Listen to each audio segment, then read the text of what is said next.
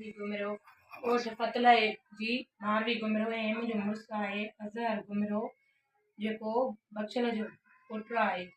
असां ॿिन्ही ते इल्ज़ाम मूं ते लॻायो वियो आहे। मुंहिंजे मुड़ुस खां चयो आहे ज़ोरी ब्लैकमेल कराए वॾेरे उज़ैर फ़ैसिलो कयो आहे त असां मूंखे कारप जो इल्ज़ाम ॾिनो वियो आहे ऐं 27 लख दंड रखियो वियो आहे। जेकॾहिं उहे 27 लख उन्हनि खे न मिलिया त मूंखे ऐं मुंहिंजे मुड़ुस खे रक़म भराए मारायो वेंदो।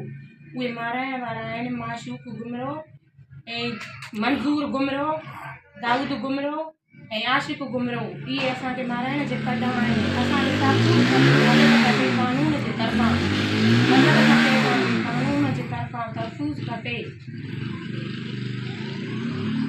एहसानुल्लाह, मां पाण वकील आहियां ऐं हिन केस में जेको आहे सो फ़रियादी आहे मुसम्मात मारवी ख़ातून, जंहिंखे सरदारनि जरगो करे हिकिड़ो कारी करार करे ॾिनो वियो आहे ऐं हिन में साईं सरदारनि फ़तवा ॾिनी आहे। हिन में साईं सरदारनि फ़तवा ॾिनी आहे त मुसम्मात मारवीअ खे कारी करार ॾिनो वियो आहे, जंहिंजे मथां 27 लख रुपया ॾंड जी चटी रखी वई आहे। जॾहिं त मुसम्मात मारवीअ जो मुड़ुसु जेको आहे सो उहो चवे थो मुंहिंजी घरवारी कारी नाहे, पर सरदारनि पोइ बि हे फ़तवा जारी कई आहे त इहा कारी आहे ऐं इनखे सरेआम मारियो वञे।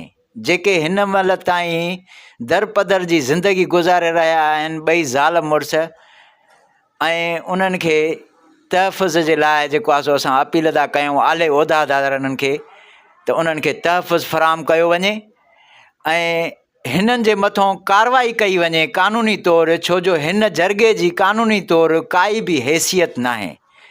जॾहिं त मुसम्मात मारवीअ खे पंहिंजो मुड़ुसु चवे थो त मां इहा मुंहिंजी घरवारी कारी नाहे, पोइ बि जरगे वारा उनखे सरेआम मारण जे लाइ उन्हनि जे पोयों माण्हू छॾियल अथनि जेके ॻोल्हा उन्हनि जूं कनि था पिया, जंहिंखे प्रेस क्लब बि पहुचणु नथो ॾिनो वञे पियो। असां इहा पटिशन दाख़िल कई हुईसीं 17 तारीख़ ते सेकंड एडिशनल साहब जज साहब जेको आहे सो ऑर्डर कयो हुयो ऐं अप्रोच जे लाइ त तव्हां पंहिंजे जेको आहे सो थाणे ते अप्रोच कयो ऐं उन्हनि जे मथां जेको आहे सो FIR दाख़िल करायो।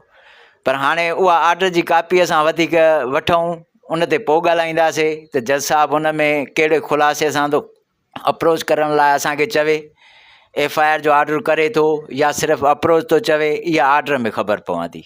बाक़ी हे जेको आहे सो सरदारनि जो सरदार साईं उज़ैर ज़हीर ख़ान घुमरो जी सरपंचीअ में हे फ़ैसिलो थियल आहे, जंहिंमें छोकिरीअ खे कारी करार ॾिनो वियो आहे ऐं सरदार चवे थो पियो त इनखे सरेआम कारी करे ऐं सरेआम मारियो वञे। सो असांजी आला उहिदेदारनि खे अपील आहे, SP साहब खे अपील आहे, IG सिंध खे अपील आहे त हिननि खे तहफ़ुज़ फ़राहम कयो वञे। न इहा छोकिरी कारी आहे, न ई जेको आहे सो अहिड़ी का ॻाल्हि आहे। हिननि जे मथां इहो सिर्फ़ु पैसनि जे एवज़ तहत ॾंड जे करे हिनखे मारियो थो वञे पियो त जीअं हिन छोकिरीअ खे मारे ऐं अॻिली धुर खां 27 लख रुपया ॾंड वरितो वञे।